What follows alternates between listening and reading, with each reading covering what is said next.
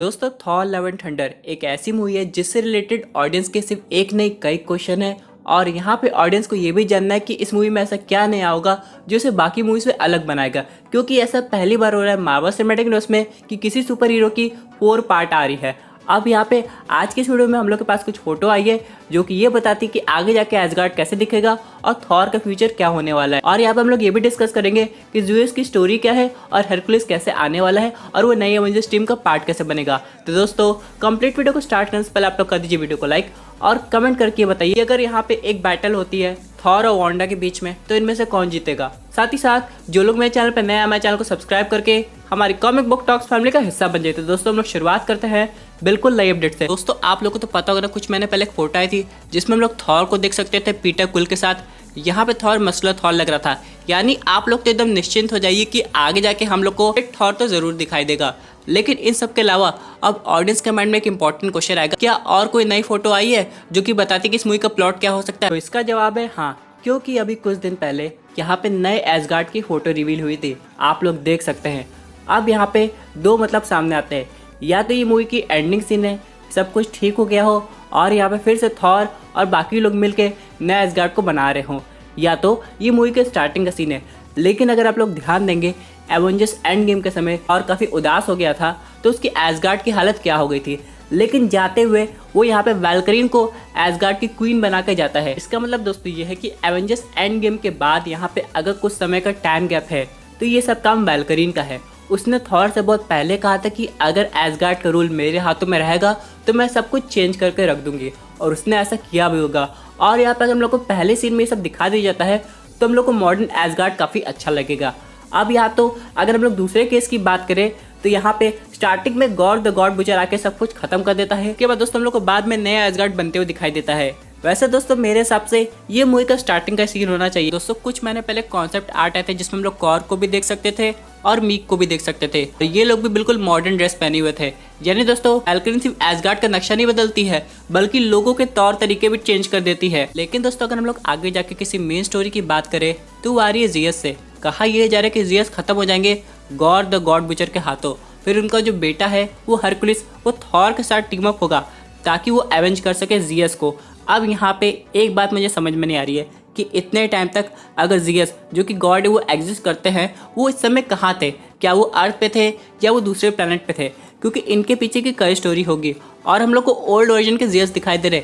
हो सकता है बाद में CGI का यूज़ करके हम लोग को यंगर वर्जन का जियस भी दिखाई दे। लेकिन ये चीज़ काफ़ी इंपॉर्टेंट है कि यहाँ पे अगर जियस खत्म हो जाते हैं वो कौन सा समय था? क्या गॉड द गॉड बुचर पुराने टाइम में जाके जियस को ख़त्म किया है या फिर प्रेजेंट सिनेरियो है? क्योंकि दोस्तों अगर हम लोग करंट सिचुएशन की बात करें तो यहाँ पे गॉड द गॉड बुचर को सिर्फ गॉड से दिक्कत क्यों है? क्योंकि उसकी फैमिली है जो खत्म हो गई थी तो किसी गॉड ने उसकी हेल्प नहीं की थी, तो उसने गुस्से में ये डिसाइड किया वो यूनिवर्स में जितने भी गॉड है चाहे वो दुनिया के किसी भी कोने में हो उन सबको जाके खत्म कर देगा। दोस्तों मे भी हो सकता है जियस के साथ भी हुआ हो, बाद में जाके हरकुलिस आ जाए और थॉर के साथ अच्छे से टीम अप करेगा। क्योंकि दोस्तों यहाँ पे हरकुलिस का आना दो चीज़ बताता है। पहली बात तो ये हम लोग एक नया एवेंजर देखने को मिलने वाला है, दूसरी बात ये एवेंजर का पावर लेवल ऑलमोस्ट थॉर के बराबर हो सकता है। क्योंकि दोस्तों कॉमिक बुक में जो इनका टीम अप है काफी फनी तरीके से दिखाया गया है। आप लोग जानते हैं हरकुलिस एक ओलंपियन गॉड है, तो वो आगे जाके ओलंपस इटर्नल से भी कनेक्ट हो सकता है। क्योंकि दोस्तों अभी तक तो हम लोग ने इटर्नल्स मूवी देखी नहीं है और हम लोग जानते हैं कि ये लोग एक पुराने बीइंग है, तो हो सकता है ये जियस हरकुलिस लोग एक दूसरे से कनेक्टेड हो।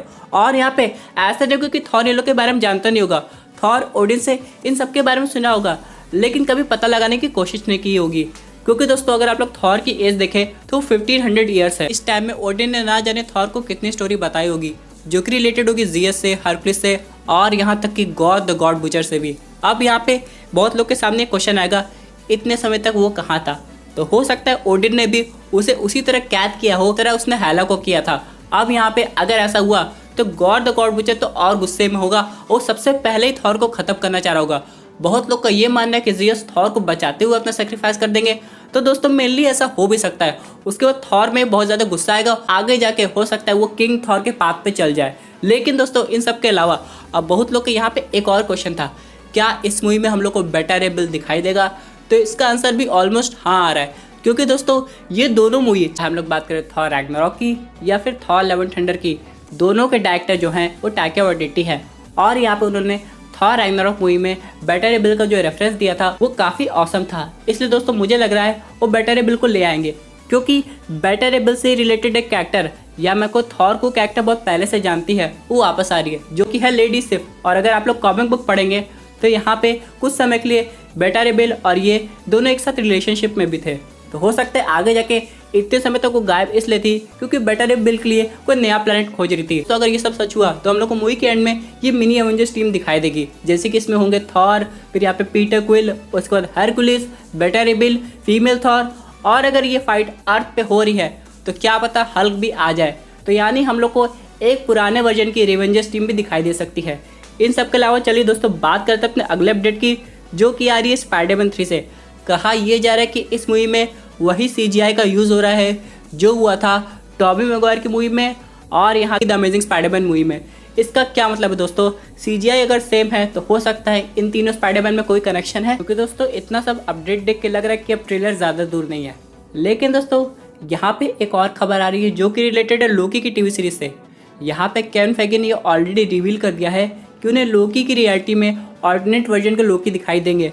लेकिन यहाँ पे क्या हो अगर लोकी अपने अलावा बाकी लोग को भी ऑल्टरनेट वर्जन देखे, जैसे कि वो जिस रियलिटी पे जा रहा है तो उसके अलावा बाकी भी चीज़ होंगी ना। जैसे कि आप ये कहा जा रहा है कि इस टीवी सीरीज में हम लोग को फीमेल लोकी दिखाई देगा, तो जिस रियलिटी की फीमेल लोकी है उस रियलिटी में तो फीमेल थॉर भी होगा। और दोस्तों अगर ये सब हुआ तो आगे जाके हम लोग को एवेंजर्स के भी ऑल्टरनेट वर्जन दिखाई दे सकते हैं। लेकिन ये केविन फेगी ने एक और चीज़ बताई है यहाँ पे कि हो सकता है लोकी एग्जैक्टली डॉक्टर स्ट्रेंज से ना कनेक्टेड हो, लेकिन जो उसका मल्टीवर्स ट्रैवल है वो डॉक्टर स्ट्रेंज को समझा देगा कि कैसे होने वाला है। यानी दोस्तों अगर आप लोग को मल्टीवर्स का कॉन्सेप्ट सही से समझना है तो आप लोग को लोकी की टीवी सीरीज देखनी पड़ेगी। ये जो सीरीज है वो इस कॉन्सेप्ट के अलावा टाइम ट्रैवल को भी अच्छे से समझाती है। दोस्तों इतना ही नहीं, डॉक्टर स्ट्रेंज के अलावा एक और कैरेक्टर है जो कि लोकी से कनेक्ट हो सकता है, जो कि है कैंग द कॉन्करर। जी हाँ दोस्तों, आप लोग को तो पता होगा ये जो सुपर विलन है ये आएगा एंटमैन 3 मूवी में, और ये एक तरह से डिफरेंट टाइमलाइन को रूल करता है, जिसकी वजह से ये काफी खतरनाक हो सकता है। अभी करंट टाइमलाइन में दोस्तों थैनोस तो खत्म है, लेकिन ऐसे बहुत से सुपर विलन है आगे जाके एवेंजर्स को खत्म करने की कोशिश कर सकते हैं।